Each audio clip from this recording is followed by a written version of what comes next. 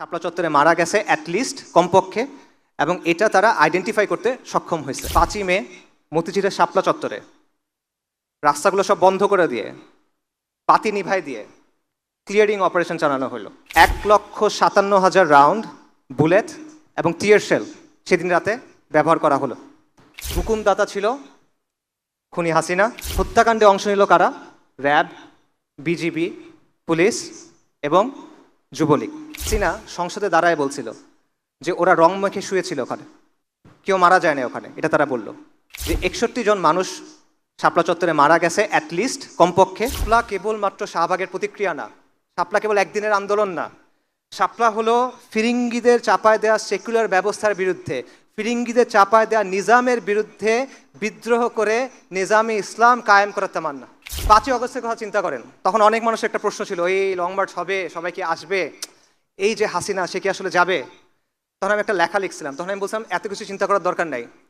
কে ডাক দিল, কে ডাক দিল না, কে কালকে থাকলো, কে কালকে থাকলো না, এগুলো নিয়ে চিন্তা করেন না, রাস্তায় নেমে যান। ইতিহাস সাক্ষ্য দেয় এখানে 550 বছর মুসলিমদের শাসন ছিল, ইনশাল্লাহ এখানে আবার ইসলামী শাসন কায়েম হবে।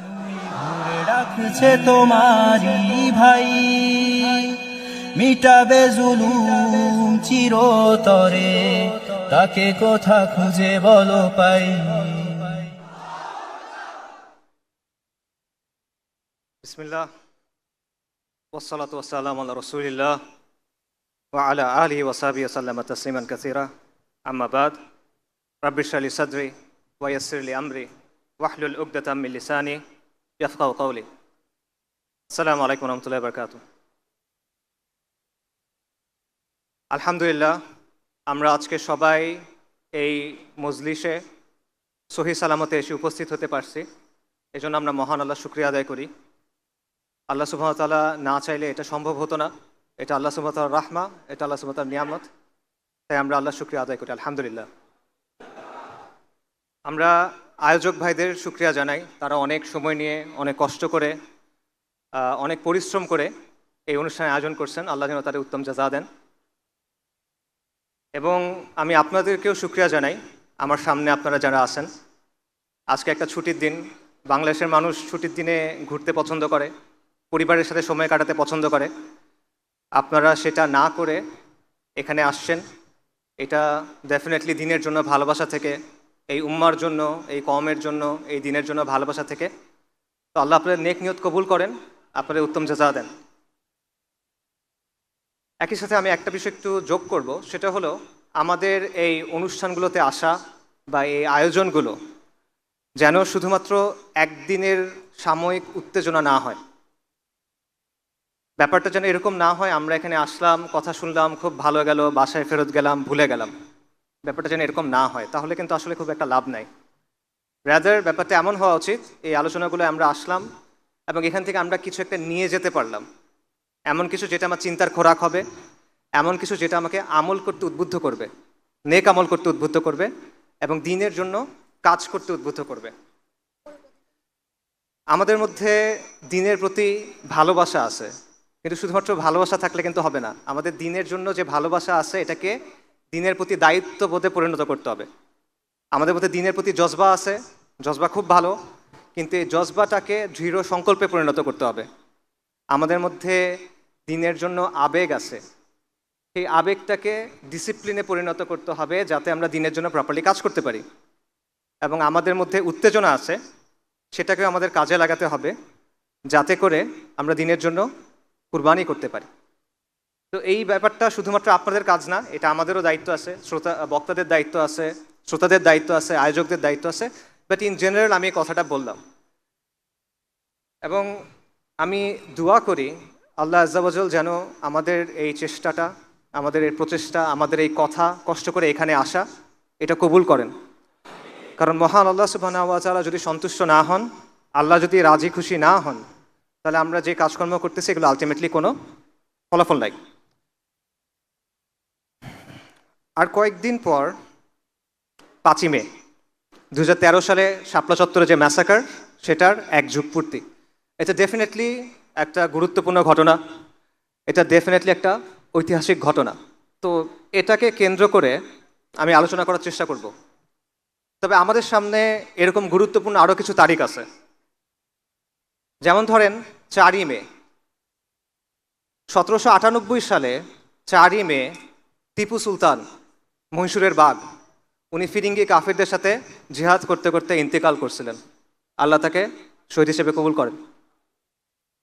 ফিরিঙ্গি কাফেরদের সাথে আমাদের যে দীর্ঘ সময়ব্যাপী সংগ্রাম হয়েছে সেটার একটা প্রতীক হলো টিপু সুলতান। আরেকটা গুরুত্বপূর্ণ তারিখ আছে 6ই মে 1831 সালে 6ই মেতে বালাকোটের ময়দানে ইমাম সৈয়দ আহমেদ শহীদ এবং শাহ ইসমাইল শহীদ এবং তাদের জামাতের অনেক মুমিন মুজাহিদ শাহাদাত বরণ করছিলেন।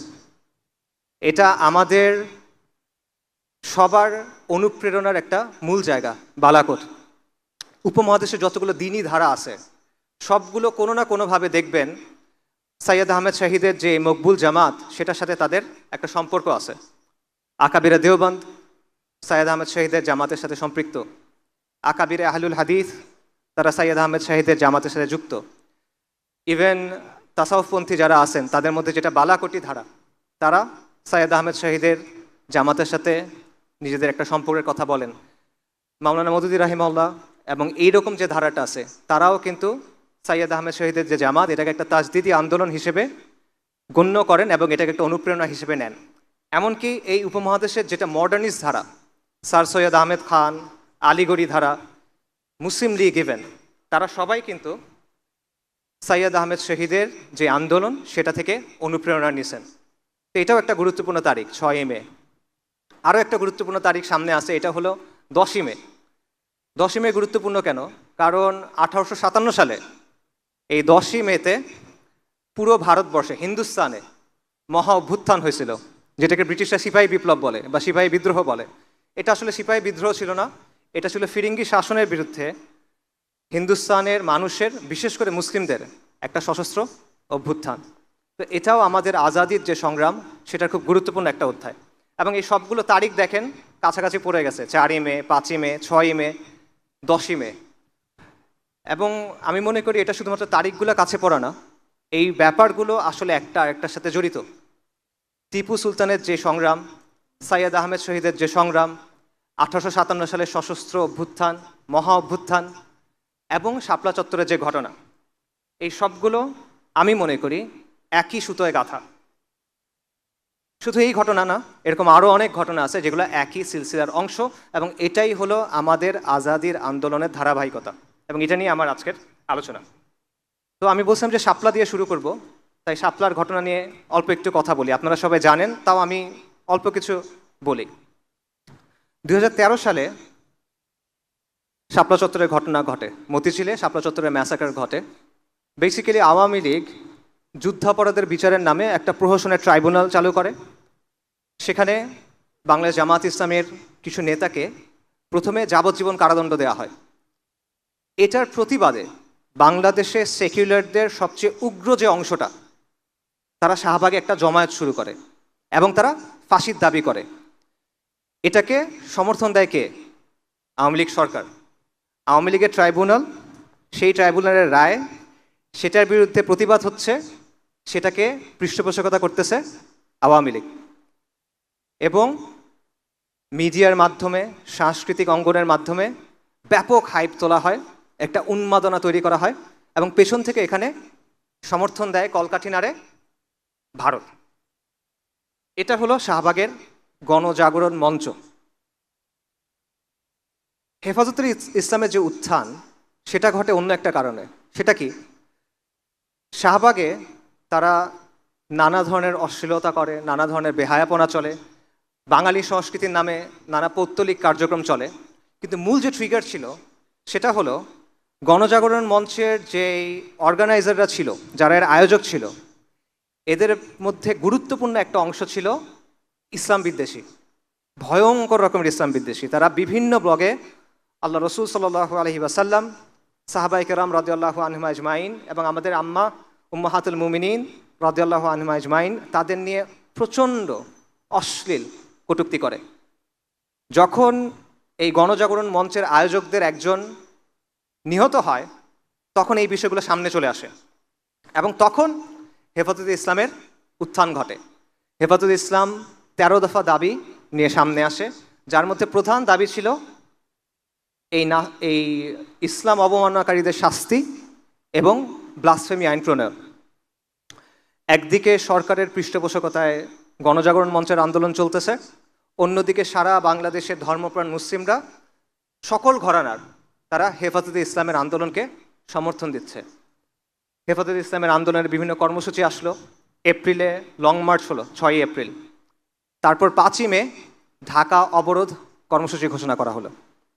লক্ষ লক্ষ মানুষ আল্লাহ রসুল সাল্লাল্লাহু আলাইহি ওয়াসাল্লামের ভালোবাসায় ঢাকায় আসলো, তসবিহ হাতে নিয়ে, ইমান বুকে নিয়ে, গামছার মধ্যে মুড়ি বেঁধে, জায়নামাজ নিয়ে, মাথায় টুপি দিয়ে তারা আসলো। কেন আসলো? শান্তিপূর্ণভাবে জমায়েত করতে। কারণ তারা আল্লাহ রসুল সাল্লাল্লাহু আলাইহি ওয়াসাল্লামের যে অবমাননা হয়েছে এটা মানতে পারে নাই, এই জন্য তারা আসলো। তাদের সাথে কি করা হইল? 5 মে মতিঝিলের শাপলা চত্বরে রাস্তাগুলো সব বন্ধ করে দিয়ে, পাতি নিভাই দিয়ে ক্লিয়ারিং অপারেশন চালানো হলো। 1,57,000 রাউন্ড বুলেট এবং টিয়ার শেল সেদিন রাতে ব্যবহার করা হলো এবং সেখানে একটা ম্যাসাকার হলো। এই ম্যাসাকারের হুকুমদাতা ছিল খুনি হাসিনা এবং এটার মূল পরিকল্পনাকারী ছিল, এই নামগুলো আপনারা এখন সবাই চেনেন, জিয়াউল আহসান, আয়নাঘরের কারিগর যাকে বলা হয়, তারেক সিদ্দিকী, শেখ হাসিনার সামরিক সচিব, এরা। এবং এই হত্যাকাণ্ডে অংশ নিল কারা? র্যাব, বিজিবি, পুলিশ এবং যুবলীগ। সরকার দাবি করলো কেউ মারা যায় নাই। ওই সময় কিছু ছবি ভাইরাল হয়েছিল, আপনারা অনেকে দেখছেন। শাপলা চত্বরে পড়ে আছে শরীরে রক্ত, মানুষ মারা যাওয়ার সময় শরীর কাঁপে, ওরকম কাঁপার কিছু ভিডিও ছিল। এগুলোর ব্যাপারে এগুলো ভাইরাল হয়েছিল। তখন হাসিনা সংসদে দাঁড়ায় বলছিল যে ওরা রং মেখে শুয়েছিল ওখানে, কেউ মারা যায় না ওখানে, এটা তারা বলল। কিন্তু বাংলাদেশের একটা মানবাধিকার সংস্থা অধিকার, তারা একটা ফ্যাক্ট ফাইন্ডিং রিপোর্ট করলো এবং তারা রিপোর্টের পর বলল যে 61 জন মানুষ শাপলা চত্বরে মারা গেছে অ্যাটলিস্ট, কমপক্ষে, এবং এটা তারা আইডেন্টিফাই করতে সক্ষম হয়েছে। এই রিপোর্টটা করার কারণে অধিকারের তৎকালীন যিনি প্রধান ছিল তাকে হাসিনা সরকার জেলে দেয়। তিনি এখন বাংলাদেশের একজন উপদেষ্টা, আদিলুর রহমান সাহেব। কিন্তু ওই দিন আসলে কতজন মারা গেছিল এটা এখনো পর্যন্ত নিশ্চিতভাবে বলা যায় না। সম্প্রতি একটা তথ্য পাওয়া গেছে, সেটা হলো 13 সালের মে মাসে আঞ্জুমান মফিদুল ইসলাম, এটা নাম শুনছেন আপনারা? বেওয়ারিশ লাশ দাফন করে। 13 সালের মে মাসে তারা 260 থেকে 270টা অতিরিক্ত বেওয়ারিশ লাশ দাফন করছে। অর্থাৎ 13 সালের মে মাসের আগে এবং পরে অ্যাভারেজে প্রতি মাসে তারা 90 থেকে 110টা বেওয়ারিশ লাশ দাফন করত। কিন্তু ওই মাসে তারা লাশ দাফন করছে 367টা, অর্থাৎ প্রায় 260 থেকে 270টা বেশি ওই মাসে। তাহলে অধিকারের ওখানে আমরা পাচ্ছি 61, এখানে পাচ্ছি 60 বা 260 বা 270, তার মানে 300-র বেশি, অ্যাটলিস্ট 300-র বেশি মুমিন মুসলমান সেদিন সেখানে জীবন দিয়েছেন, আর তারা শহীদ হিসেবে কবুল করেন। এটার প্রতিক্রিয়া কি হয়েছিল? সুরঞ্জিত সেবগুপ্ত, আওয়ামী লীগের মন্ত্রী, সংসদে দাঁড়ায় বলছিল হেফাজত সুবহানাল্লাহ বলতে বলতে পালায় গেছে। বাংলাদেশের পত্রিকাগুলোতে খবর আসছিল ঢাকায় হেফাজতের তাণ্ডব। পত্রিকাগুলো নিউজ করছিল যে হেফাজত নাকি বায়তুল মুকাররমের বইয়ের মার্কেটে ঢুকে কোরআনের মুসহাফে আগুন দিছে। যারা ভিকটিম, এই মিডিয়া তাদেরকে আগ্রাসী হিসেবে প্রেজেন্ট করলো। যারা আল্লাহ রসুল সাল্লাল্লাহু আলাইহি ওয়াসাল্লামের সম্মানের জন্য আসছিল তাদেরকে অপবাদ দিল তারা নাকি কোরআনে আগুন দিছে, নাউজুবিল্লাহ। এবং এত মানুষের নিয়ে কোনো কথা হইল না, তারা হা হুতাশ করলো কি, ঢাকার রাস্তার ডিভাইডারের উপর যে গাছগুলো লাগানো হয় সেই গাছ কাটা হয়েছিল, তারা এটা নিয়ে হা হুতাশ করলো। 300 জনের বেশি মানুষ মারা গেল, এটা নিয়ে কথা নাই। ঢাকার রাস্তায় গাছ কাটা হয়েছে, এটা নিয়ে তাদের আফসোস। এটা হলো আমাদের দেশের সুশীল সমাজ, এটা হলো আমাদের দেশের মিডিয়া, এটা হলো আমাদের দেশের সাংস্কৃতিক অঙ্গনের বাস্তবতা। এই শহীদদের মধ্যে একজন ছিল বুয়েটের ছাত্র রেহান আহসান। একটা বুয়েটের ছাত্র রাষ্ট্রীয় বাহিনীর গুলিতে মারা গেছে, এটা যদি অন্য কোনো প্রেক্ষাপটে ঘটতো পুরো বাংলাদেশ কেঁপে উঠত, পুরো বাংলাদেশে আন্দোলন হতো, সবার মুখে মুখেই কথাটা থাকতো। রেহান আহসানকে নিয়ে কোনো কথা হয় নাই। কেন হয় নাই? কারণ সে ইসলামের জন্য গেছিল এখানে, কারণ সে মুসলিম পরিচয় নিয়ে গেছিল, কারণ সে হুজুরদের সাথে গেছিল, কারণ সে আল্লাহ রসুল সাল্লাল্লাহু আলাইহি ওয়াসাল্লামের শান এবং মানের জন্য, মর্যাদার জন্য সেদিন সেখানে গেছিল এবং প্রাণ দিতে হয়েছিল। হেফাজতের শাপলা চত্বরের এই ঘটনার সিগনিফিকেন্স কি? এটা সিগনিফিকেন্স হলো ১/১১ পর তো হাসিনা মোট ৩ টার্ম ছিল, রাইট? ৩ মেয়াদ সে ছিল। প্রথম মেয়াদের দুটা ঘটনা খুব সিগনিফিকেন্ট, একটা হলো পিলখানার ঘটনা, একটা হলো শাপলা চত্বরের ঘটনা। শাপলা চত্বরের ঘটনার পর হাসিনা এবং আওয়ামী লীগ অনেক বেশি বেপরোয়া হয়ে ওঠে। তাদের মধ্যে একটা আত্মবিশ্বাস জন্মায় না যায় যে যে কোনো আন্দোলনকে আমরা এভাবে দমন করে ফেলতে পারবো, এবং বিরোধীদের মধ্যেও একটা ভয় ঢুকে যায় যে হেফাজতের মতো যদি আমাদের সাথেও করে। এবং এর ফলে যেটা হলো, আওয়ামী, যেটাকে সবাই আওয়ামী ফ্যাসিবাদ বলে, আমি আওয়ামী জাহেলিয়াত বলি, আওয়ামী জাহেলিয়াত এই শাপলা চত্বরের ঘটনার পর একটা অ্যাডভান্স স্টেজে প্রবেশ করলো।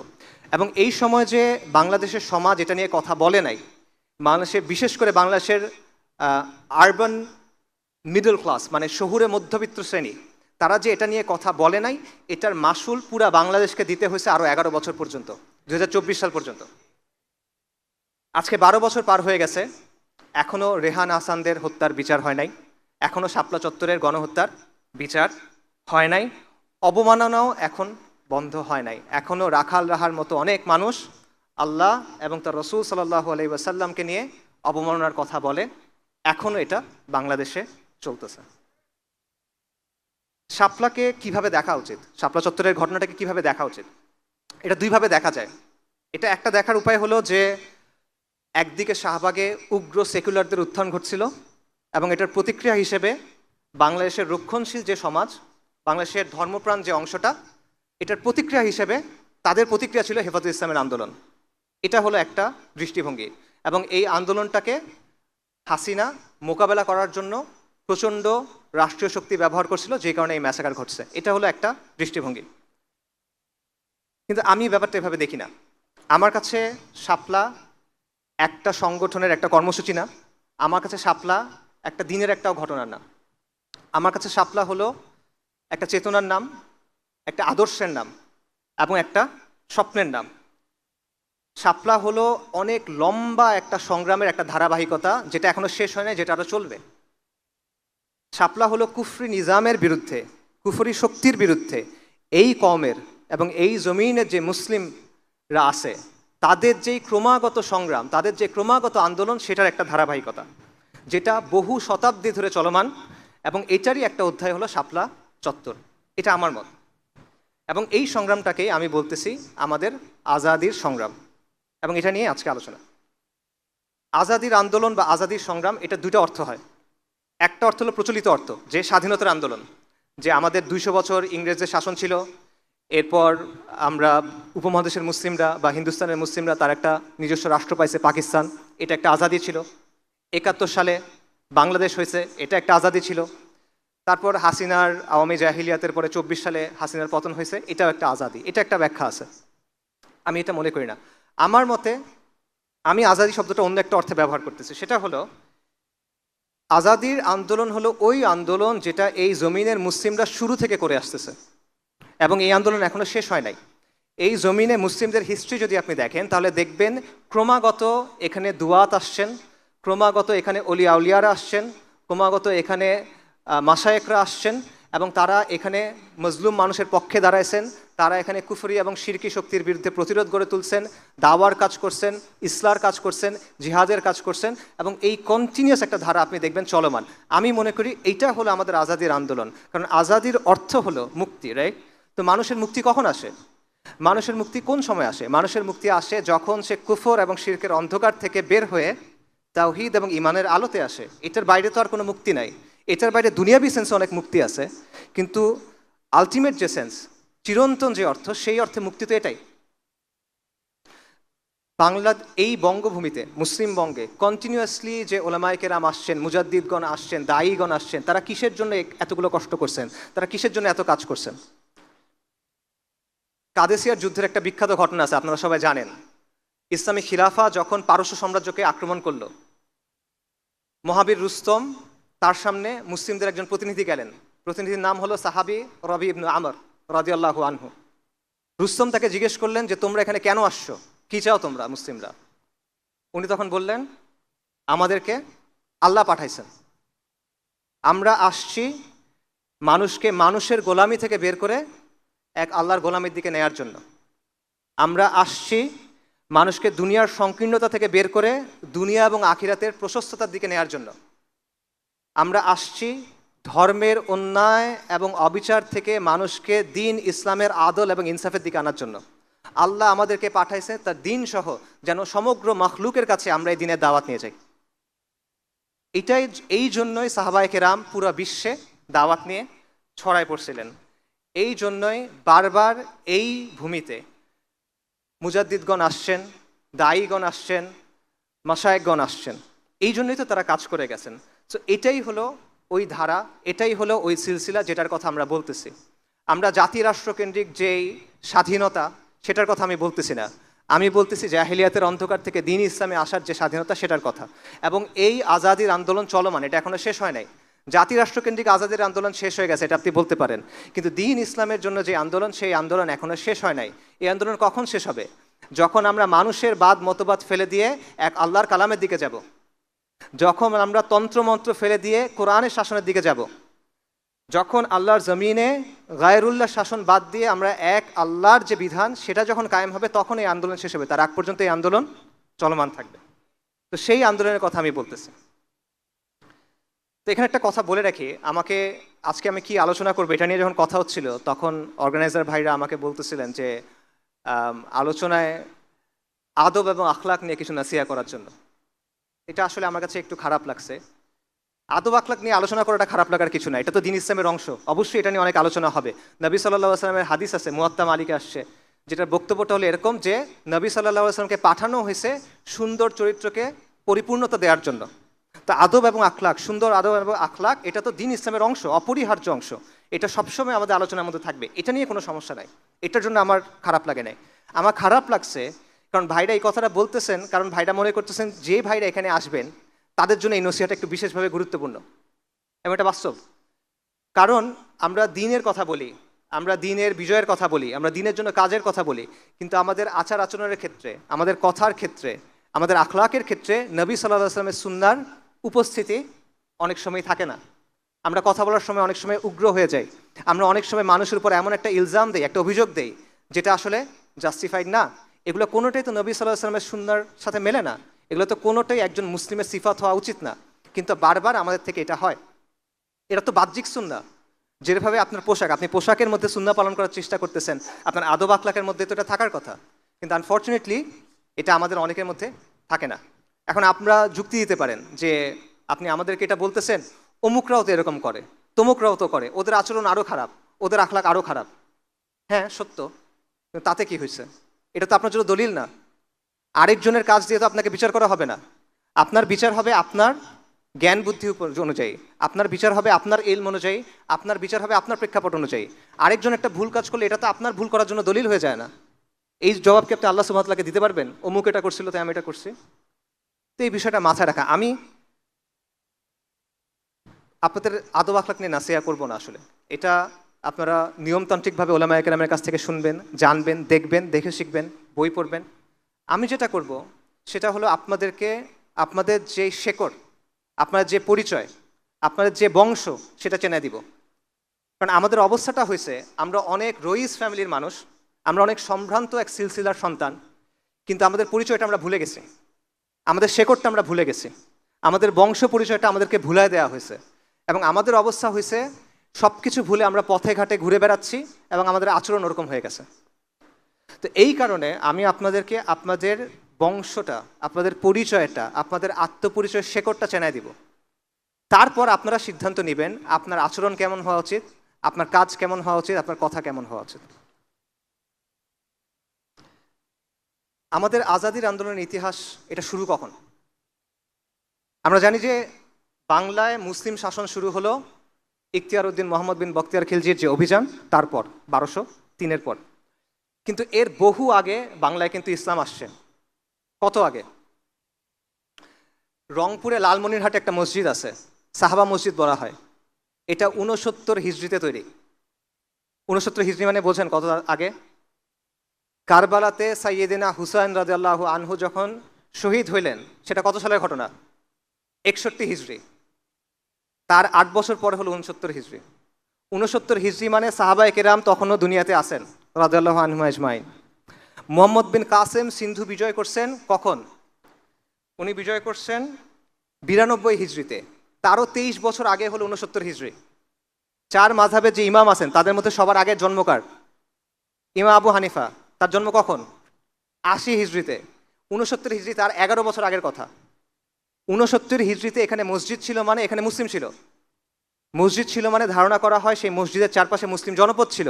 তাহলে কত আগে থেকে এখানে ইসলাম আছে চিন্তা করেন। ইসলামের শেকড়টা কত পুরনো চিন্তা করেন। আমাদের যে ইসলাম এটা কি নদিয়ার ইসলাম? আমাদের ইসলামের যে শেকড় এটা কি লোকায়ত ইসলামের শেকড়? আমাদের ইসলামের হলো সাহাবায়ে কেরামের ইসলাম, তাবেঈনদের সময়ের ইসলাম। তো আমাদের আজাদির আন্দোলনের শুরুটা সেখানে 69 হিজরিতে অ্যাটলিস্ট, বা তারও আগে যাবে। এবং এই সময়ের পরে মুসলিম শাসন কায়েম হওয়ার আগেও শত শত বছর ধরে বহু দায়ী, বহু মাশায়েখ, বহু অলি আউলিয়া এই জমিনে আসছেন।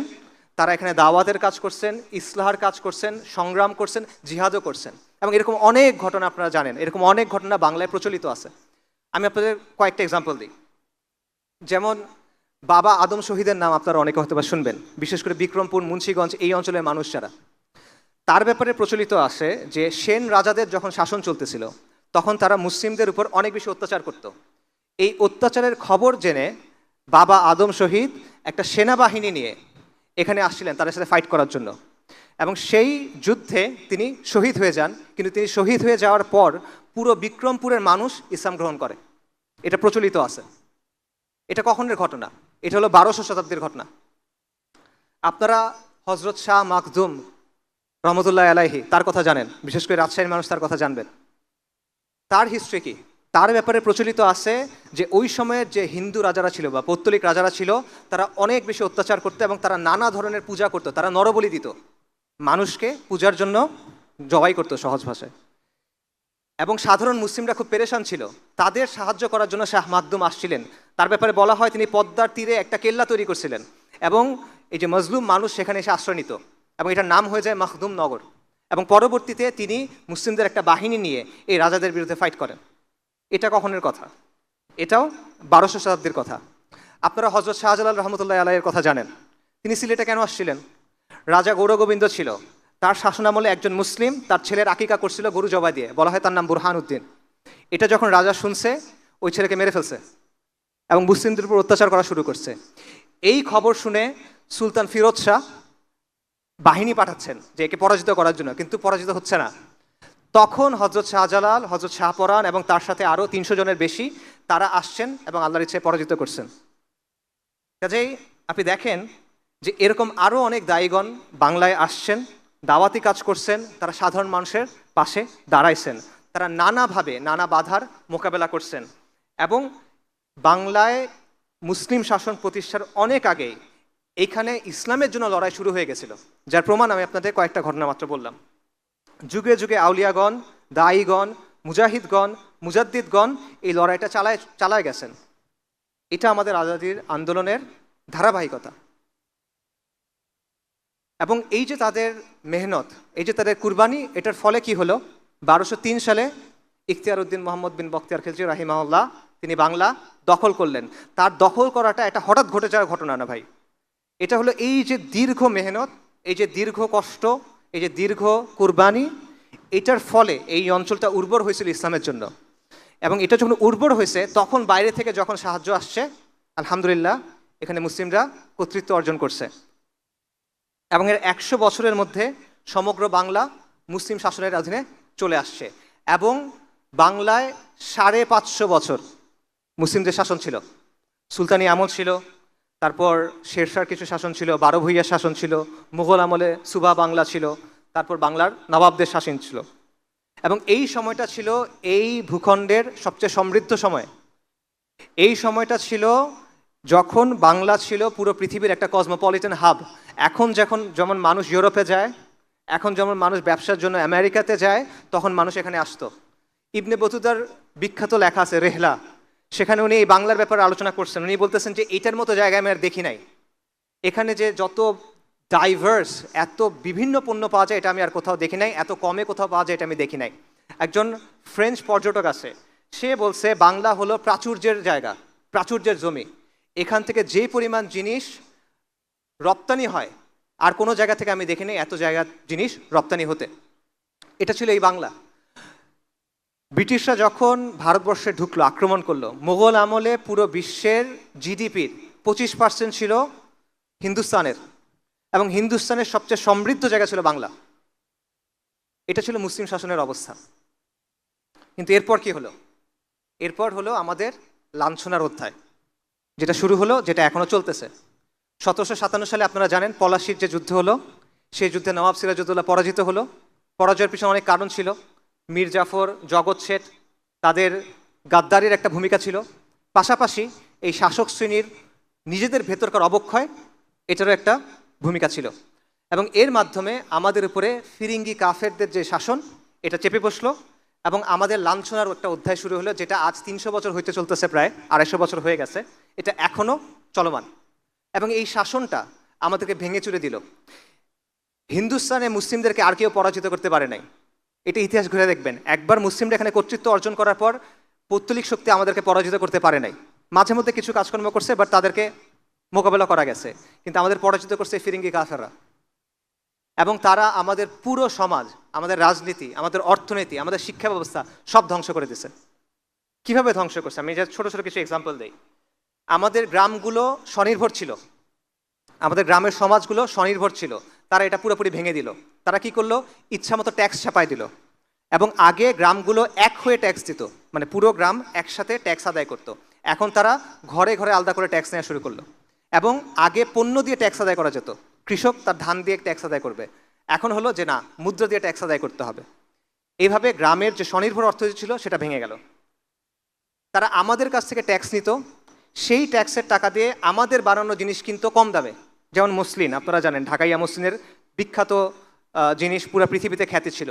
নামমাত্র মূল্যে তারা এটা কিনে নিত, তারপর তারা এটা ব্রিটেনে পাঠাইতো, সেখানে তারা মুনাফা করত। টাকা আমাদের, শ্রম আমাদের, পণ্য আমাদের, মুনাফা ওদের। এটা হলো কোম্পানির শাসনের বাস্তবতা, ইস্ট ইন্ডিয়া কোম্পানির শাসনের বাস্তবতা। এবং এটাকে অনেক ঐতিহাসিক বলছে এটা হলো ডাকাতির শাসন। যেমন মার্কস বলছে এটা হলো নেইকেড প্লান্ডার, মানে নগ্ন লুটপাট। এবং আমেরিকান একজন ঐতিহাসিক আছেন রেজিনাল্ড রেইনল্ডস, সে বলতেছে এটা হলো robbery in the name of commerce, বাণিজ্যের নামে ডাকাতি। এই কাজটা তারা এখানে করছে। এবং এটার ফলে কি হয়েছে? যেই জায়গাটা ছিল হিন্দুস্তানের সবচেয়ে সমৃদ্ধ জায়গা, যেখানে 550 বছর মানুষ দারিদ্র কি চিনত না, সেখানে একের পর এক দুর্ভিক্ষ হওয়া শুরু করলো। যার মধ্যে বিখ্যাত একটা দুর্ভিক্ষ হলো 76-এর মনন্তর, ইংরেজি 1770 সালে এটা ঘটে। 76-এর মনন্তর, বাংলা হিসেবে বাংলা মাসে 1176। এবং এটা পুরোপুরি মানব সৃষ্ট একটা দুর্ভিক্ষ ছিল। কোম্পানি ফসল হওয়া মাত্র জোর করে নিয়ে গেছে, রপ্তানি করে দিছে, তারপর চড়া মূল্য দিয়ে দিছে। সাধারণ মানুষ কিনতে পারতেছে না। কেন পারতেছে না? ওই যে লুটপাট করছে আগে, কিনতে পারতেছে না। এর ফলে কি হলো? মানুষ মারা গেল। কত মানুষ মারা গেল? জনসংখ্যার 1/3, 1.5 কোটি মানুষ মারা গেল। ওই সময়কার ইংরেজদের গভর্নর জেনারেল ওয়ারেন হেস্টিংস বলতেছে প্রতি 16 জনে 6 জন মানুষ মারা গেছে। জনসংখ্যার 1/3 মানুষ মারা গেছে। ইংরেজদের যারা হিস্টোরিয়ান তারা বলতেছে বাবা মা খাবার জন্য সন্তান সন্ততিদের বিক্রি করে দিছে, তাও খেতে পারতেছে না। এবং তারা বলতেছে মানুষ মৃতদেহের শরীর থেকে মাংস নিয়ে খাইছে।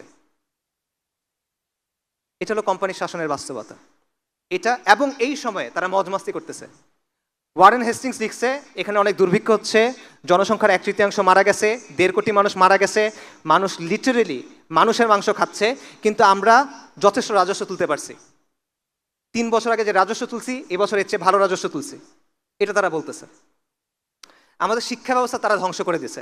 উইলিয়াম অ্যাডামস নামে এক ইংরেজ ঐতিহাসিক আছে, সে বলছে ইংরেজরা এখানে আসার আগে বাংলাদেশে হিন্দুস্তানে না, বাংলাদেশে 80,000 শিক্ষা প্রতিষ্ঠান ছিল। প্রতি 400 জনের জন্য একটা মাদ্রাসা ছিল। এবং এগুলো সব চলতো ওয়াকফের মাধ্যমে, সরকারের না, ওয়াকফের মাধ্যমে চলতো। কমিউনিটি এগুলোকে চালাতো। ইংরেজরা কি করলো? তারা সমস্ত ওয়াকফ বাজেয়াপ্ত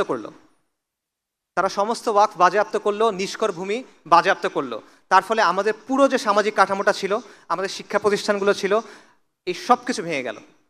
মুসলিম যেই মধ্যবিত্ত শ্রেণী এটা নাই হয়ে গেল, রাতারাতি এটা নাই হয়ে গেল, এবং আপনি শিক্ষা অর্জন করতে পারতেছেন না। তারপর তারা কি করলো, তারা রাষ্ট্রীয় কাজে ফার্সি ভাষা ব্যবহার হয়ে আসছে শত শত বছর ধরে, তারা হুট করে সেটা চেঞ্জ করে ইংরেজি করে দিল।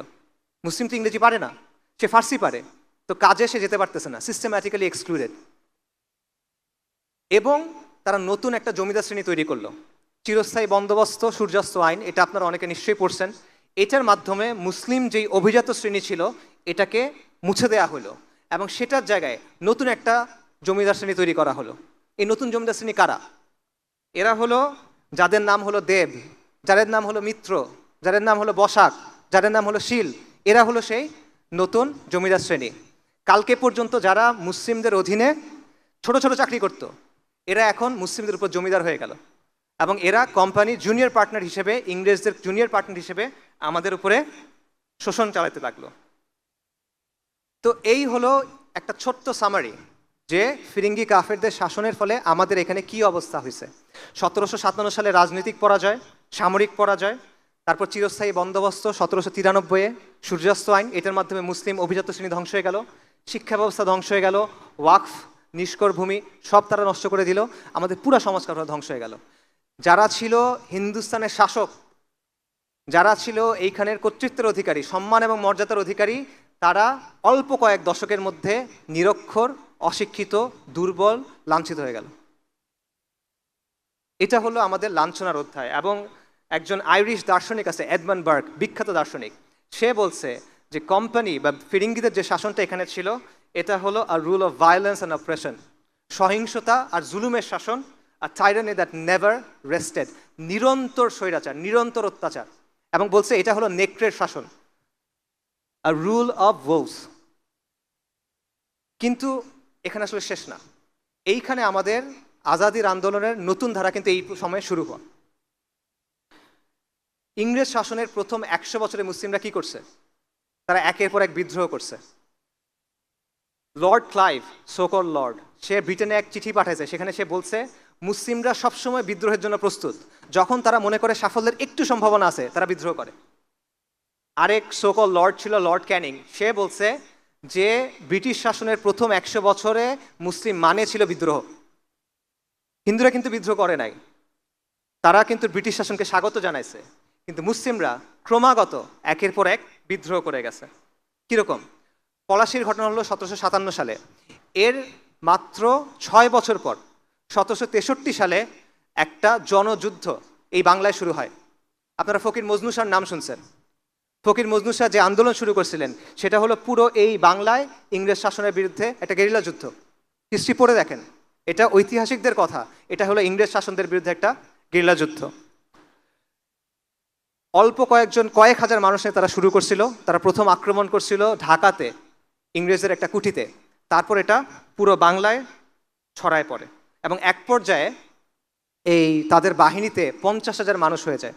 এবং ফকির মজনু শাহর পরিচয় কি এটা কিন্তু কেউ নিশ্চিত না এখনো পর্যন্ত। খুব ইন্টারেস্টিং ব্যাপার, এই আন্দোলন 1763 থেকে শুরু করে 1800 সাল পর্যন্ত চলছে, 38 বছর বা 37 বছর, প্রায় 4 দশক ধরে চলা একটা আন্দোলন। এটাকে শুরু করলো, তার পরিচয়টা কেউ জানে না এখনো, ইংরেজরা তার পরিচয় সংরক্ষণ করে নাই। কিন্তু অনেক ঐতিহাসিক বলেন যে তার পরিচয় হলো নূর উদ্দিন মোহাম্মদ বাকির জং, যিনি একটা মুঘল শাহজাদা, এটা অনেকে দাবি করে থাকেন।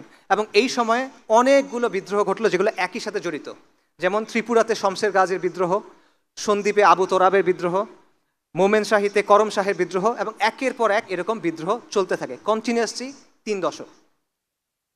এই সময়টায় যখন বাংলায় ফকির মজনু শাহর নেতৃত্বে এই লড়াই চলতেছে বা তার অনুসারীরা লড়াই করতেছে, তখন 1798 সালে মহীশূরে টিপু সুলতান, মহীশূরের বাঘ, ইংরেজদের বিরুদ্ধে জিহাদ করতেছেন, এবং তিনি এই জিহাদে শহীদ হয়ে গেলেন। তিনি যখন শহীদ হয়ে গেলেন তখন তাকে যে পরাজিত করছিল সেই ইংরেজ বাহিনীর প্রধান ছিল কর্নওয়ালিস। কর্নওয়ালিস যখন কলকাতায় আসলো তখন কলকাতার যারা ধনিক শ্রেণী, কলকাতার যারা জমিদার, কলকাতার যারা বাবুরা, তারা কি করলো? তারা তাকে একটা স্বাগতম জানাইলো, তারা তার জন্য একটা অনুষ্ঠান করলো, তারা তার জন্য বাংলা এবং ফরাসিতে একটা মানপত্র লিখে দিল। এটা ছিল বাস্তবতা। এরপর শুরু হয় উপমহাদেশের বা হিন্দুস্তানের সম্ভবত সবচেয়ে শক্তিশালী যে তাজদিদের ধারা, সেটা হলো শাহ ওয়ালিউল্লাহ মুহাদ্দিস দেহলভী রাহিমাহুল্লাহ, তার শুরু করা তাজদিদ। এটা শুরুটা হলো দিল্লিতে। দিল্লিতে একটা ছোট মাদ্রাসা ছিল, মাদ্রাসার রাহিমিয়া। এই মাদ্রাসার প্রতিষ্ঠাতার নাম হলো শাহ আব্দুর রাহিম। আপনারা ফতোয়া আলমগীরির নাম শুনছেন? ফতোয়া হিন্দিয়া। এটা একটা কমিটি তৈরি করছিল, সংকলন করছিল। এই কমিটিতে শাহ আব্দুর রাহিম ছিলেন এবং তার মাদ্রাসা ছিল মাদ্রাসার রাহিমিয়া। এই মাদ্রাসার যে প্রতিষ্ঠাতা শাহ আব্দুর রহিম, তার ছেলের নাম হলো শাহ ওয়ালিউল্লাহ মুহাদ্দিস দেহলভি রাহিমাহুল্লাহ। বলা হয় উনি হলেন শেখুল ইসলাম ইবনু তাইমিয়া এবং ইমাম আল গাজ্জালির মিক্স, এবং এই মিক্স খালি উপমহাদেশে সম্ভব, আর কোথাও আসলে সম্ভব না।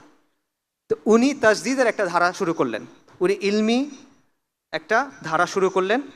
তার ছেলে হলো শাহ আব্দুল আজিজ মুহাদ্দিস দেহলভি রাহিমাহুল্লাহ। 1803 সালে তিনি একটা ফতোয়া দিলেন। এই আলোচনা আমি অন্য জায়গাতেও করছি, আপনারা শুনছেন নিশ্চয়ই, অন্যদের কাছেও শোনার কথা, বিখ্যাত ঘটনা। 1803 সালে তিনি একটা ফতোয়া দিলেন, সেটা হলো ইংরেজদের শাসন, ফিরিঙ্গিদের যে শাসন, এই শাসনটা যেহেতু ইসলাম এখানে নাই, তাহলে ভারতবর্ষ হিন্দুস্তান এখন দারুল হার্ব, ফিকের দৃষ্টিতে এটা দারুল হার্ব। শাহ আব্দুল আজিজের এই ফতোয়া তখন অনেকেই গ্রহণ করে নিল, এবং শাহ ওয়ালিউল্লাহ মুহাদ্দিস দেহলভির যে তাজদিদের ধারা, শাহ আব্দুল আজিজ রাহিমাহুল্লাহর যেই ফতোয়া, এটার ফলাফল হলো তরিকায় মুহাম্মাদিয়া আন্দোলন বা জিহাদ আন্দোলন। এটা এই নামেই পরিচিত, জিহাদ আন্দোলন। ইংরেজরা এটাকে বলে ভারতবর্ষের ওয়াহাবি আন্দোলন, কিন্তু এটা আসল নাম হলো তরিকায় মুহাম্মাদিয়া। ইমাম সাইয়্যেদ আহমেদ শাহিদ, আপনারা তার নাম শুনছেন, তিনি এই আন্দোলন শুরু করলেন। ওনার জন্ম হলো 1786-তে। উনি একজন কোরাইশি হাশেমি পরিবারের থেকে, হাশেমি বনু হাশেমের থেকে, এবং উনি আলেম ছিলেন না। উনি একজন যোদ্ধা ছিলেন, উনি একজন আবেদ ছিলেন, উনি একজন জাহিদ ছিলেন, এবং ওনার ব্যাপারে যত বর্ণনা আছে এটা শুনে মনে হয় যে উনি একজন ওয়ালি ছিলেন আল্লাহ। উনি একটা জামাত তৈরি করলেন, যে জামাতটার নাম হলো তরিকায়ে মুহাম্মাদিয়া, এবং তাদের উদ্দেশ্য ছিল ভারতবর্ষ, হিন্দুস্তানে মুসলিমদের জন্য একটা ভূখণ্ডে ইসলামী শাসন কায়েম করা। তাদের স্লোগান ছিল এলাই কালেমা রব্বুল আলমিন ইহে সুনানে সৈয়দুল মুরসালিন। আল্লাহ রব্বুল আলমের কালেমাকে উঁচু করা, নবী সাল্লাল্লাহু আলাইহি ওয়াসাল্লামের সুন্নাহকে জীবন্ত করা। উনি পুরা ভারতবর্ষে সফর করে বেড়ালেন। 1812 সালে একবার, 1821-এর পরে একবার, পুরো ভারতবর্ষে সফর করলেন। এবং সফর করে উনি মানুষকে তাওহীদ, ঈমান, সুন্নাহ শিক্ষা দিলেন, এবং কুফর, শিরক, বিদা, জাহিলিয়াত থেকে ফেরত আসার জন্য আহ্বান করলেন। এটা প্রথমবার, প্রথম সফরের সময় পুরো ভারতে একটা নেটওয়ার্ক তৈরি হলো। পরের বার যখন গেলেন তাহলে বায়াত নিলেন। আগেরবার বায়াত ছিল তরিকায় মুহাম্মাদিয়ার বায়াত, পরের বারে বায়াত ছিল জিহাদের বায়াত। এবং এই তরিকায় মুহাম্মাদিয়া আন্দোলন পরবর্তীতে 1831 সালে, একটু আগে বলতেছিলাম, 6 মে বালাকোটের প্রান্তরে শিখদের সাথে লড়াইয়ে তিনি সাইয়্যেদ আহমেদ শহীদ হয়ে যান। শাহ মোহাম্মদ ইসমাইল রাহিমাহুল্লাহ, তিনিও শহীদ হয়ে যান। কিন্তু এই আন্দোলনের প্রভাবটা এরপরে থেকে যায়। আমি একটু আগেই বলছি, উপমহাদেশের যতগুলো দিনী ধারা আছে এগুলো কোনো না কোনোভাবে এই তরিকায় মুহাম্মাদের সাথে যুক্ত। আকাবিরে দেওবন্দ, আকাবিরে আহলুল হাদিস, সবাই এটার সাথে যুক্ত। হাজি ইমদাদুল্লাহ মুহাজির মাক্কি রাহিমাহুল্লাহ, আকাবিরে দেওবন্দ, তার ব্যাপারে বলা হয় তার বয়স যখন 3 বছর, তখন তাদের গ্রামে সাইয়্যেদ আহমেদ শহীদ আসছিল, এবং সাইয়্যেদ আহমেদ শহীদের কোলে তাকে দেয়া হয়েছিল। উনি তার কাছে বায়াত করছিলেন, এবং তিনি শাহ মোহাম্মদ ইসহাকের কাছে শিখছিলেন, যিনি শাহ আব্দুল আজিজের নাতি। উপমহাদেশে আহলে হাদিসদের যারা বড় ব্যক্তি, 2জন বড় ব্যক্তি আছে, সৈয়দ নাজির হোসেন দেহলভি এবং নওয়াব সিদ্দিক খান ভূপালি বা কান্নৌজি। এনারা সবাই সাইয়্যেদ আহমেদ শহীদের দ্বারা প্রভাবিত। উপমহাদেশের যে কারামত আলী জৈনপুরি রাহিমাহুল্লাহ, তার নাম আপনারা শুনছেন, ওনারা সাইয়্যেদ আহমেদ শহীদের খলিফা। সবগুলো ধারা এটার দ্বারা প্রভাবিত, এবং তারা তাজদিদের একটা ধারা চালু করলেন, এবং এটা বাংলাদেশেও ছিল। বালাকোটে বাংলাদেশের মুজাহিদ শহীদ হয়েছেন, সাইয়্যেদ আহমেদ শহীদের কাছে বাংলাদেশের মানুষ বায়াত করছে। তিতুমির রাহিমাহুল্লাহ, বাংলার না, তিনি সাইয়্যেদ আহমেদ শহীদের খলিফা ছিলেন। তিনি সাইয়্যেদ আহমেদ শহীদের সাথে হজে গেছিলেন, এবং সাইয়্যেদ আহমেদ শহীদের একজন বিখ্যাত খলিফা ছিলেন মাওলানা ইনায়েত আলী। উনি বাংলাদেশের এই যে উত্তরবঙ্গের যে এরিয়াটা, এখানে এসে দীর্ঘ সময় দাওয়া করছেন, এবং বাংলাদেশের যে মানুষ, বাংলাদেশের ছোট ছোট গ্রামের মানুষ, তারা মুষ্টি বলতো, এটা ছোট ছোট করে চাল দিত, প্রত্যেক ঘর থেকে চাল দিত। কেন? ওনারা জিহাদ করবেন, এই জিহাদের জন্য আমরা এটা দিচ্ছি। বাংলাদেশের মা বোনেরা তারা তাদের অলংকার দিত, কেন? মুজাহিদদের জন্য এটা দাও। এবং বাংলাদেশের ঘরের গরু বাছুর বিক্রি করে তারা মুজাহিদদের জন্য এটা দিত। ডেইলি স্টারের যে সম্পাদক আছে মাহফুজ আনাম সাহেব, তার বাবা আবুল মনসুর আহমেদ, তার একটা বই আছে আমার দেখা রাজনীতির 50 বছর। ওই বইয়ের প্রথম চ্যাপ্টারে দেখবেন ওনারা সাইয়্যেদ আহমেদ শহীদের জামা, তাদের যে জামা, এই জামার কিছু গান ছিল, নাশিদ ছিল, সেই একটা নাসির ওই বইয়ের একদম শুরুতে উনি লিখছেন, কারণ ওনাদের গ্রামে এটা প্রভাব ছিল তখনও। এটা হলো সৈয়দ আহমেদ শহীদের আন্দোলনের প্রভাব। তার জামাতে বিখ্যাত বাঙালি কয়েকজন সদস্যের নাম আমি বলি। একজন হলো মাওলানা ইমাম উদ্দিন আল বাঙ্গালি, নোয়াখালীর বিখ্যাত মানুষ, ওয়ারেস আলী বাঙ্গালি, নূর মোহাম্মদ নিজামপুরি আল বাঙ্গালি, এনারা সবাই সৈয়দ আহমেদ শহীদের জামার মধ্যে ছিলেন। তিতুমিরের কথা আপনারা সবাই জানেন। তিতুমির রাহিমাহুল্লাহ বাংলায় এসে এই দাওয়াতটা শুরু করছিলেন। বাংলার তখন মুসলমানদের অবস্থা কি? মুসলমানরা তখন ধুতি পরে, মুসলমানদের নাম হিন্দুদের মতো, মুসলমানদের নামের শুরুতে শ্রী যোগ করে, পূজার জন্য মুসলমানদের কর দিতে হয়, মসজিদ বানাতে হলে হিন্দুদের গিয়ে কর দিতে হয়, এরকম একটা অবস্থা, এবং মুসলমানরা হিন্দুদের অনুকরণ করতেছে সব কিছুর মধ্যে।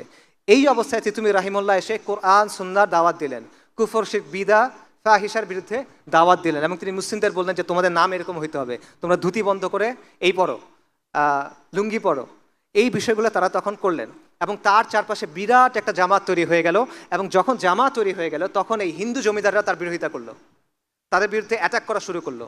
এবং তখন নারিকেল বাড়িয়াতে একটা বিরাট মসজিদ ছিল, সেইখানে তারা একটা কেল্লা তৈরি করলো, যেটার নাম হলো বাঁশের কেল্লা।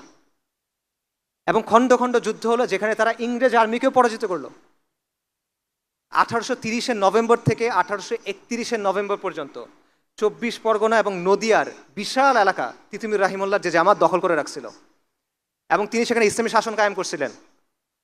তিনি নিজেকে বাদশা ঘোষণা করছিলেন এখানে, এবং ওখানে কাজী ছিল, ওখানে ইসলামী শরিয়া অনুযায়ী আদালত ছিল, বিচার হইতো। পরবর্তীতে 1831 সালে 19 নভেম্বর বাঁশের কেল্লায় ইংরেজদের বিশাল বাহিনী আসলো। ফজরের পর আক্রমণ হলো, তিতুমির রাহিমাহুল্লাহ তার সন্তান সহ তার জামাত সহ শহীদ হয়ে গেলেন। তার বাহিনীর সেনাপতি ছিল গোলাম মাসুম, তার ভাগ্নে। তাকে ইংরেজরা বলল যে তুমি মাফ চাও, ক্ষমা চাও, তোমাকে ছেড়ে দিব। উনি বললেন আমরা ফিরিঙ্গি কাফেরদের কাছে মাফ চাইবো না। তখন ওনাকে ওইখানে ফাঁসি দেয়া হলো। এবং তখন ইংরেজ বাহিনীর এক মেজর বলতেছিল যে আমরা আজকে জিতছি, কিন্তু আজকে যারা প্রাণ দিছে সে তার নিজের ধর্মের জন্য যুদ্ধ করছে, এবং সে তার দেশের জন্য যুদ্ধ করছে, এবং তারা মহাপুরুষ। ইংরেজরা এটা বলতেছে। এটা হলো আমাদের আজাদির আন্দোলনের ধারা, এটা হলো আপনার পূর্বপুরুষ ভাই। হাজী শরীয়তুল্লাহর আন্দোলন, ফরাইজি আন্দোলন নিয়ে আমি দীর্ঘ আলোচনা করছি অন্য জায়গায়, এখানে অত কথা বলবো না। ফরাইজিদের অবস্থা সেম ছিল, বাংলার অবস্থা একই রকমের ছিল। একই রকমের কুসংস্কার, একই রকমের বেদা, একই রকমের শিরকি প্রথা বাংলার মধ্যে ঢুকে গেছিল। পার্থক্য হলো তরিকায়ে মুহাম্মাদিয়া এবং তিতুমির সরাসরি লড়াই শুরু করছেন, কিন্তু হাজী শরীয়তুল্লাহ এটা করতে পারেন নাই। তারা প্রথমে সমাজের মধ্যে দাওয়াতি কাজ করছেন, ইসলাহি কাজ করছেন, মানুষকে দিনের দিকে ডাকছেন। পরবর্তীতে তারা আন্দোলন সংগ্রাম করছেন। কীরকম? তারা কর দেন নাই, অসহযোগ আন্দোলন করছেন, তারা নীলকরদের কুঠি ঘেরাও করছেন, তারা কৃষক বিদ্রোহ করছেন, তারা খাসমহল দখল করে নিছেন। এবং তারা কি করছেন, তাদের যে অঞ্চল ছিল, যেই অঞ্চলে তাদের নিয়ন্ত্রণ ছিল, সেখানে তারা শরিয়া অনুযায়ী বিচার করতেন। অর্থাৎ ব্রিটিশ শাসনের অধীনে থেকে তারা নিজস্ব একটা ছায়া শাসন ব্যবস্থা গড়ে তুলছিলেন। এটা হলো ফরাইজি আন্দোলনের অবস্থা। এবং ফরাইজি আন্দোলনের স্লোগান ছিল যে তারা বলছিল যে জমিন যার, লাঙ্গল যার, জমিন তার। এবং তাদের স্লোগান ছিল যে সৃষ্টি যার, আইন তার। এগুলো তাদের স্লোগান। এবং এই যে তরিকায়ে মুহাম্মাদিয়া যে আন্দোলন, জিহাদ আন্দোলন, তিতুমির রাহিমাহুল্লাহ যে আন্দোলন, হাজী শরীয়তুল্লাহ যে আন্দোলন, এগুলো সব একসুতায় গাথা। এবং এটা কীরকম ছিল যে ফরাইজি আন্দোলনের প্রভাব ছিল বাংলার পূর্ব দিকে এবং দক্ষিণ দিকে, আর তরিকায়ে মুহাম্মাদিয়ার যে আন্দোলন, এটার প্রভাব ছিল উত্তর এবং পশ্চিমবঙ্গে। এবং এই দুটো মিলে পুরো বাংলা কাভার হয়ে যায়। এবং ইংরেজরা এই দুটাকে একই মনে করতো, এই জন্য তারা দুটাকেই বলতো ওয়াহাবি আন্দোলন, যদিও এই দুটার মধ্যে কিছু পার্থক্য ছিল। এরপর হলো ওলামায়ে সাদিকপুর। এটা হলো সৈয়দ আহমেদ শহীদের আন্দোলনের সবচেয়ে সক্রিয় যে ধারা, সেটা হলো ওলামায়ে সাদিকপুর। সৈয়দ আহমেদ শহীদ 1831 সালে শহীদ হয়ে গেলেন। তার দুজন বিখ্যাত খলিফা ছিলেন, একজনের নাম একটু আগে বলছি, মাওলানা উইলায়াত আলী এবং মাওলানা ইনায়াত আলী রাহিমাহুমুল্লাহ। তারা হলেন পাটনার সাদিকপুরের একটা সম্ভ্রান্ত পরিবারের সন্তান, আলেম ছিলেন তারা। তারা 1840 সালের দিকে ঠিক করলেন যে না, এই ফিরিঙ্গিদের বিরুদ্ধে আমরা আবার জিহাদ শুরু করব। এবং তারা পুরো ভারতে আবার নেটওয়ার্ক করে তুললেন। তারা যুদ্ধ শুরু করলেন কোথায়? ওয়াজিরিস্তানে, সিত্তানায়। আর তাদের দাওয়াতি কেন্দ্র ছিল পাটনায়। আর তারা পুরো হিন্দুস্তান থেকে মানুষকে, অর্থকে সেখানে পাঠাতেন, এবং বাংলায় তাদের দাওয়াতি কাজ ছিল। বিশেষ করে মাওলানা ইনায়াত আলী রাহিমাহুল্লাহ এই বাংলার উত্তরবঙ্গে তাদের ব্যাপক কাজ ছিল। এবং 1845 থেকে শুরু করে প্রায় 30 বছর ক্রমাগত তারা ব্রিটিশদের বিরুদ্ধে ফাইট করে গেছেন। ব্রিটিশরা তাদের পরাজিত করার জন্য একের পর এক বাহিনী পাঠিয়েছে, পরাজিত করতে পারে নাই। এবং তারা বলছে এরা হলো হিন্দুস্তানে আমাদের শাসনের জন্য একটা চিরস্থায়ী হুমকি, পরাজিত করতে পারেনি তাদেরকে। এবং বাংলায় যেটা বললাম, তরিকায়ে মুহাম্মদিয়ার যে আন্দোলন, মাওলানা উলামায়ে সাদিকপুরের যে আন্দোলন, সেটার অবস্থান ছিল এবং তাদের এখানে দাওয়াতি কাজকর্ম ছিল, যেটার প্রভাব এখনও বিদ্যমান। এবং শেখ ডক্টর আসাদুল্লাহ গালিব তার একটা থিসিস আছে, সেখানে তিনি বলতেছেন যে মাওলানা ইনায়েত আলী দাওয়াতের কারণেই এই অঞ্চলগুলো এখন আহলে হাদিস, কারণ তাদের মধ্যে প্রোটো আহলে হাদিস কিছু ব্যাপার ছিল। একটা ইন্টারেস্টিং বিষয় হলো, মাওলানা ইনায়েত আলী ওয়াজিরিস্তানে জিহাদ করছেন, জিহাদ আন্দোলনকে তিনি অর্গানাইজ করছেন। আবার তিনি বাংলায় ছিলেন, বাংলায় দাওয়াতি কাজ করছেন, কিন্তু বাংলায় কিন্তু তারা জিহাদ করেন নাই। ফরাজি আন্দোলন বাংলায় জিহাদ করে নাই, কিন্তু তারা ওয়াজিরিস্তানে এবং বালাকোটে সাহায্য পাঠাইছে, তিতুমিরের কাছে সাহায্য পাঠাইছে। এটা কেন? এটার সুনির্দিষ্ট কোনো উত্তর জানা যায় না, তবে এটার একটা ব্যাখ্যা হইতে পারে এরকম যে ওইখানের যে বাস্তবতা, সিত্তানার যে বাস্তবতা, দুর্গম অঞ্চল, পাহাড়ি অঞ্চল, সীমান্তবর্তী অঞ্চল, ওইখানকার মানুষ হলো গোত্রীয় মানুষ, যোদ্ধা মানুষ। এই বাস্তবতাগুলো এখানে ছিল না, যেই কারণে এখানে তারা দাওয়াতি কাজ করছেন কিন্তু লড়াই করেন নাই। আল্লাহু আলাম। এরপর হলো 1857 সালের মহা অভ্যুত্থান, যেটাকে ইংরেজরা সিপাহী বিপ্লব বলে। এটা সিপাহী বিপ্লব না, এটা হলো ইংরেজ শাসনের বিরুদ্ধে একটা অভ্যুত্থান, একটা সশস্ত্র অভ্যুত্থান ছিল এটা, যেটা ব্যর্থ হয়েছিল। কিন্তু এই অভ্যুত্থানের পেছনে মূল, এটা একটা জাতীয় অভ্যুত্থান ছিল, এখানে হিন্দুরাও অংশগ্রহণ করছে, শিখরাও অংশগ্রহণ করছে, এটা সত্য, কিন্তু এখানে মূল চালিকা ছিল মুসলিমরা, এটা ব্রিটিশ ঐতিহাসিকরা স্বীকার করে। এবং তরিকায়ে মুহাম্মদিয়ার যেই নেতারা ছিলেন তারা এখানে ব্যাপক ভূমিকা রাখছেন। যেমন মাওলানা উলায়াত আলী হায়দ্রাবাদের যে মুসলিম সেনারা ছিল, সৈনিকরা ছিল, তাদের উদ্বুদ্ধ করছিল যে তোমরা এদের বিরুদ্ধে বিদ্রোহ করো। এবং এভাবে অন্যান্য নেতারা পাঞ্জাব এবং মাদ্রাসায় এভাবে উদ্বুদ্ধ করছিল। মাওলানা আহমদুল্লাহ শাহ নামে একজন মানুষ ছিলেন রাহিমাহুল্লাহ, তিনি ইন্ডিয়া ঘুরে ঘুরে মুসলিমদের কাছে বয়ান করতেন যে এই ফিরিঙ্গি কাফেরদের বিরুদ্ধে আমাদের জিহাদ করতে হবে, এরা আমাদের উপর অনাচার করতেছে, এরা আমাদের উপর কুফর চাপায় দিছে, এদের বিরুদ্ধে আমাদের জিহাদ করতে হবে। এবং এই কারণে তার মাথার উপরে 50,000 রৌপ্য মুদ্র পুরস্কার ঘোষণা করা হয়েছিল, যে মাওলানা আহমদুল্লাহর মাথা এনে দাও, তাকে 50,000 রূপা দেওয়া হবে, রৌপ্য মুদ্রা দেওয়া হবে।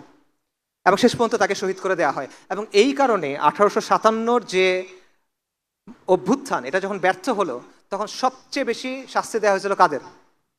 ওলামায়ে কেরামদের।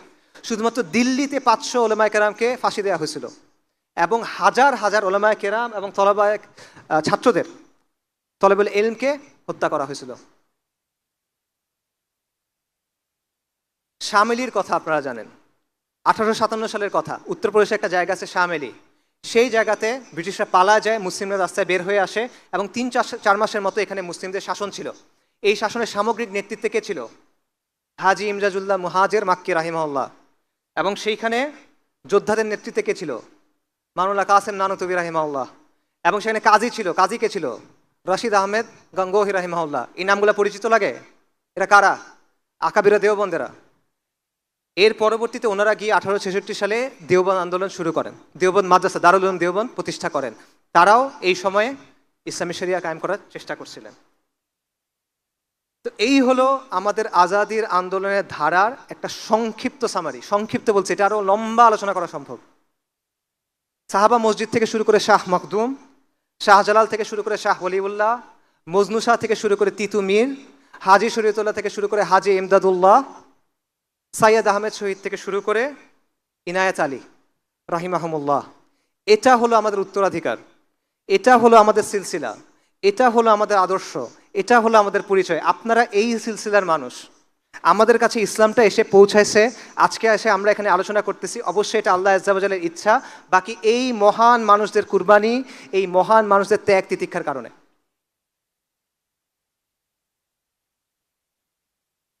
আমি একটা বিষয়ে অনেক সময় চিন্তা করি, সেটা হলো নারিকেল বাড়িয়ায় বাঁশের কেল্লার যে শেষ লড়াইটা হয়েছিল, এটা হয়েছিল ফজরের পর, ফজরের নামাজের পর। কিন্তু রাতেই ফিরিঙ্গিরা বাঁশের কেল্লা ঘিরে ফেলছিল। আমি যেটা চিন্তা করি সেটা হলো, এই লড়াইটার আগে তিতুমির রাহিমাহুল্লাহ কি চিন্তা করতেছিলেন? তিনি তো বুঝে ফেলছেন যে লড়াই করতে হবে, শাহাদাতের সংকল্প করে ফেলছেন। তখন উনি কি চিন্তা করতেছিলেন? ফজরের নামাজে দাঁড়ানোর আগে উনি কি চিন্তা করতেছেন? এটা আমার প্রায় মনে হয়, শাহাদাতের কথা যেহেতু আসছে, ডেফিনেটলি উনি আল্লাহর কথা চিন্তা করছেন, আল্লাহ দিদারের কথা চিন্তা করছেন, আখেরাতের কথা চিন্তা করছেন, কবরের সওয়াল জবাবের কথা চিন্তা করছেন, হাউজে কাউসারের কথা চিন্তা করছেন, নিশ্চিতভাবে, অবশ্যই। বাট এর বাইরে আর কি চিন্তা করছেন তিনি কি ভবিষ্যতের কথা ভাবছেন কিনা? তিনি কি চিন্তা করছেন কিনা যে তাদের যে কোরবানি এটা কিভাবে ভবিষ্যৎ প্রজন্মকে প্রভাবিত করবে? তিনি কি এটা ভাবছেন কিনা যে তারা যে রক্ত দিচ্ছেন, তারা রক্ত দিবেন, কিন্তু এই রক্তের স্রোত শতাব্দী থেকে শতাব্দীতে প্রভাবিত হবে। এই রক্তের স্রোত, এই রক্তের ঋণ প্রজন্ম থেকে প্রজন্মান্তরে থেকে যাবে, এটা উনি ভাবছিলেন কিনা? আমাদের শরীরে এই রক্ত, আপনি এই রক্তের উত্তরাধিকারী এবং এই রক্তের ঋণ আমাদের শোধ করতে হবে। এটা হলো আপনার পরিচয় ভাই। আপনি এই সিলসিলার অংশ। আমরা এটা ভুলে কোথায় আছি এখন?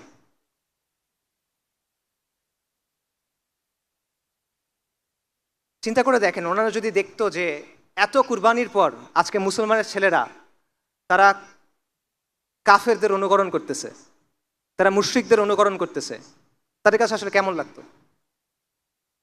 চিন্তা করে দেখেন যে তারা যদি দেখতে, ওদের কথা বাদ দেন, যারা দিনের কথা বলে, যারা দিনকে বিজয়ী করার স্বপ্ন দেখে, তাদের আচার আচরণের মধ্যে নবী সাল্লাল্লাহু আলাইহি ওয়াসাল্লামের সুন্নাত নাই, তাদের আদব আখলাকের মধ্যে নবী সাল্লাল্লাহু আলাইহি ওয়াসাল্লামের সুন্নাত নাই, দিনের জন্য সিরিয়াসনেস নাই, খালি জজবা আছে, সাময়িক উত্তেজনা আছে, এটা যদি তারা দেখতেন তাদের কাছে কেমন লাগতো?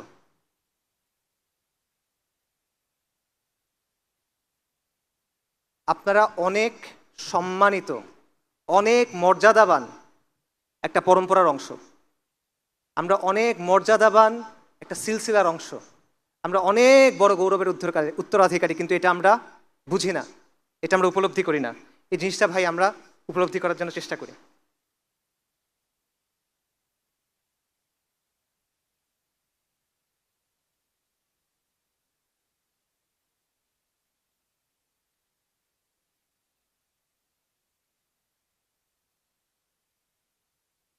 শাপলার কথায় ফেরত আসি। আমি বলছিলাম যে শাপলা আমার কাছে কোনো একক সংগঠনের কোনো কর্মসূচি না, শাপলা একদিনের বিষয়ও না। আমি মনে করি শাপলা একটা চেতনার নাম, শাপলা একটা স্বপ্নের নাম। শাপলা হলো নবী সাল্লাল্লাহু আলাইহি ওয়াসাল্লামের ভালোবাসায়, তার শান এবং মর্যাদার জন্য নিজের জান কুরবান করার জুনুন, এটা হলো শাপলা। শাপলা হলো আল্লাহর জমিনে আল্লাহর দিন কায়েম করার তামান্না। শাপলা হলো তাওহীদের ভিত্তিতে সমাজ এবং সভ্যতা নির্মাণের সংকল্প। শাপলা হলো আমাদের আজাদির আন্দোলনের ধারাবাহিকতা। এবং এই চেতনা নতুন না, আমি আপনাদের নতুন কোনো কিছুর কথা বলতেছি না। এই চেতনা এই মুসলিম বঙ্গে বারবার ফিরে ফিরে আসছে, এক একবার এক এক চেহারায়, এক একবার এক এক রূপে এটা আত্মপ্রকাশ করছে। কখনো শাহ ওলিউল্লাহ মুহাদ্দিস দেহলভী তাজদীদে, কখনো তরিকায় মুহাম্মাদিয়া জিহাদে, কখনো তিতুমিরের বাঁশের কেল্লায়, কখনো হাজী শরীয়তুল্লাহ সামাজিক আন্দোলনে। বারবার এই চেতনা ফিরে ফিরে আসছে। এই চেতনা ফিরে আসছে 1857 মহা অভ্যুত্থানে, এই চেতনা ফিরে আসছে আকাবিরে দেওবন্দের আন্দোলনে, উলেমায়ে সাদিকপুরের জিহাদে। এই চেতনা চালিত করছে মাওলানা মওদুদীকে, এই চেতনা চালিত করছে মাওলানা ইসরার আহমেদকে, এই চেতনা চালিত করছে মাওলানা আব্দুর রহিমকে এবং তাদের প্রকল্পকে, এবং এই চেতনা আলোকিত করছে শাইখুল হাদিস মুফতি আমিনী আল্লামা আহমেদ শফি তাদের কাজকে রাহিমাহুমুল্লাহ। এই চেতনা বারবার ফিরে আসছে, কখনো হয়তোবা দুর্বল হয়ে, কখনো হয়তোবা সীমাবদ্ধ হয়ে, কখনো হয়তোবা ত্রুটি নিয়ে, কখনো হয়তোবা মুমূর্ষ হয়ে, কিন্তু এই চেতনা কখনো হার মানে নাই। শত শত বছরে যে উত্থান পতন ঘটছে, কখনো এই চেতনা হার মানে নাই, বরং বন্দিত্ব, নির্বাসন, নির্যাতন এই সব কিছু উপেক্ষা করে রক্তের নদী পার হয়ে লাশের পাহাড় ঠেলে এই চেতনা বাংলায় এসে বলে গেছে লাব্বাইক ইয়া আল্লাহ লাব্বাইক। শাপলা কেবলমাত্র শাহবাগের প্রতিক্রিয়া না, শাপলা কেবল একদিনের আন্দোলন না। শাপলা হলো ফিরিঙ্গিদের চাপায় দেওয়া সেকুলার ব্যবস্থার বিরুদ্ধে, ফিরিঙ্গিদের চাপায় দেওয়া নিজামের বিরুদ্ধে বিদ্রোহ করে নিজামে ইসলাম কায়েম করার তামান্না।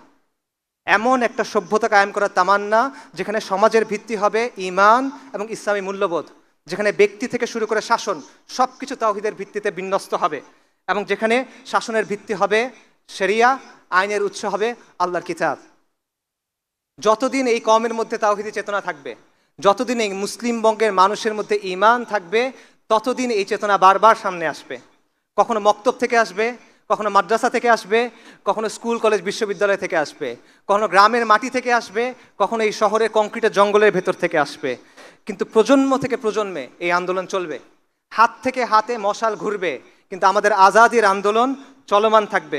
এবং যতদিন পর্যন্ত এই অঞ্চলের মানুষের মধ্যে ঈমান থাকবে, তাওহীদের অনুসারীরা এই মাটিতে খুঁটি গেড়ে বলবে লাব্বাইক ইয়া আল্লাহ লাব্বাইক। এই আন্দোলন চলবে যতক্ষণ পর্যন্ত এই জমিনে আল্লাহর দিন কায়েম না হয়, এবং ইনশাআল্লাহ এই জমিনে আল্লাহর দিন কায়েম হবে।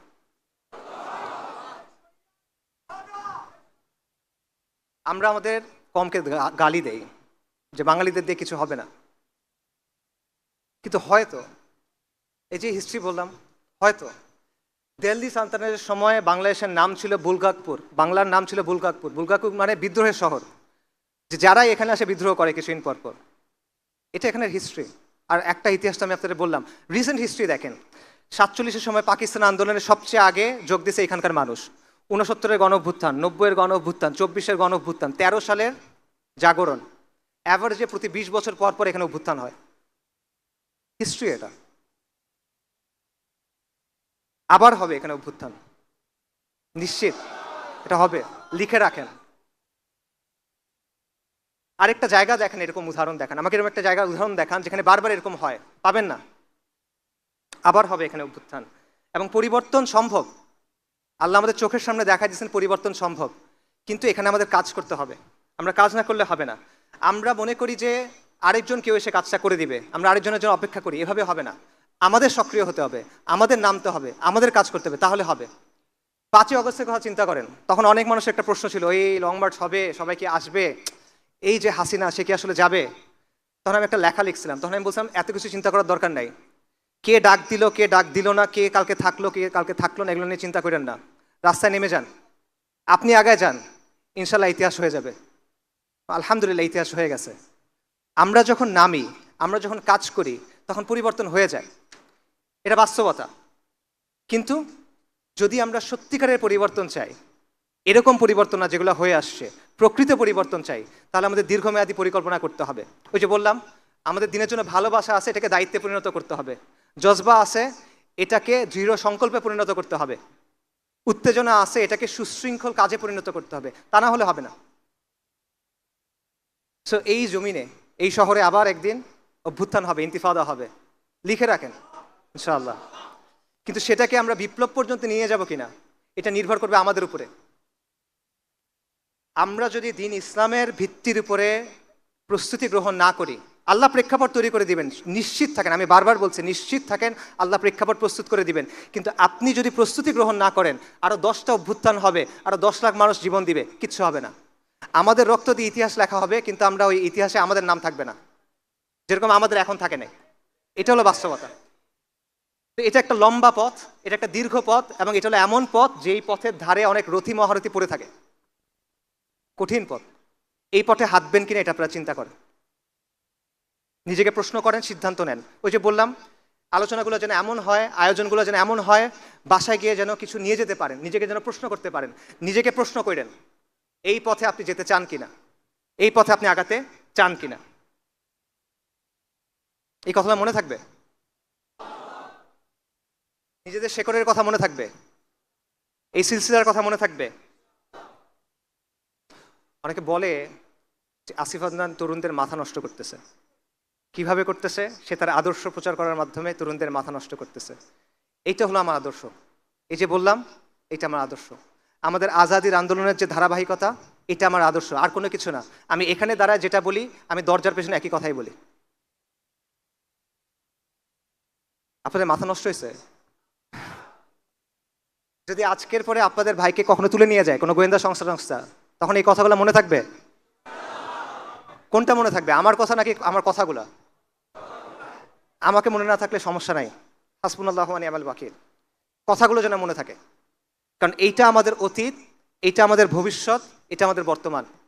এই যে ধারাবাহিকতা, এটা আমাদের ডেস্টিনি। এটা ছাড়া আমাদের কোনো মুক্তি হবে না ভাই, সম্ভব না। ইতিহাস সাক্ষ্য দেয় যে এই জমিনে 1000 বছর ধরে ইসলাম আছে। ইতিহাস সাক্ষ্য দেয় এই জমিনের মানুষ শতাব্দীর পর শতাব্দী ইমানের জন্য সংগ্রাম করে গেছে। ইতিহাস সাক্ষ্য দেয় এখানে 550 বছর মুসলিমদের শাসন ছিল, ইনশাল্লাহ এখানে আবার ইসলামী শাসন কায়েম হবে।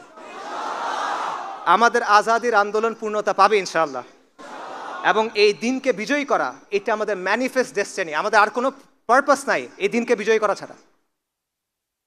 আমাদের পেছনে কারা দাঁড়ায় আছে? এইটা একটা কাফেলা, এই কাফেলার পেছনে কারা দাঁড়ায় আছে বলেন?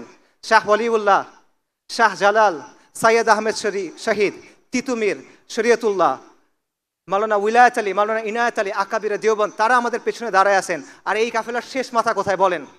এই কাফেলার শেষ মাথায় কারা দাঁড়ায় আছে? আল মালহামাতুল কুবরার যে বরকতময় কাফেলা, সেটা দাঁড়ায় আছে আপনার সামনে।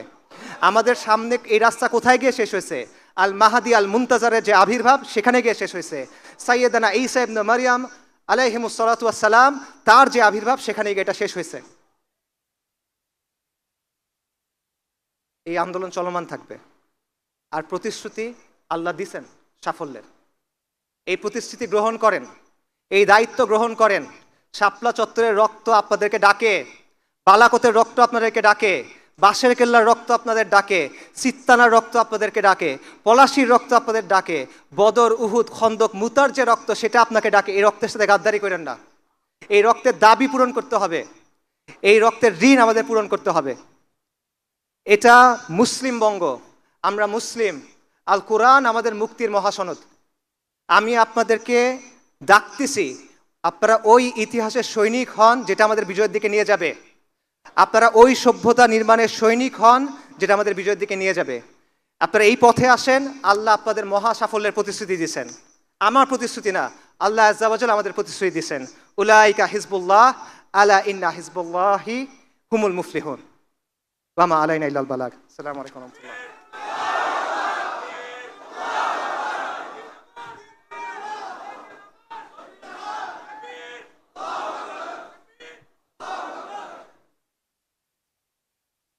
तकबीर तकबीर। तेरा मेरा रिश्ता क्या, तेरा मेरा रिश्ता क्या? ए दिन अमर, ए दिन अमर, सबीलुना सबीलुना, तरीकुना तरीकुना, इम्मा शहादा, इम्मा शहादा। ঘুরে ডাকছে তোমারি ভাই, মিটাবে জুলুম চিরতরে, তাকে কোথা খুঁজে বলো পাই।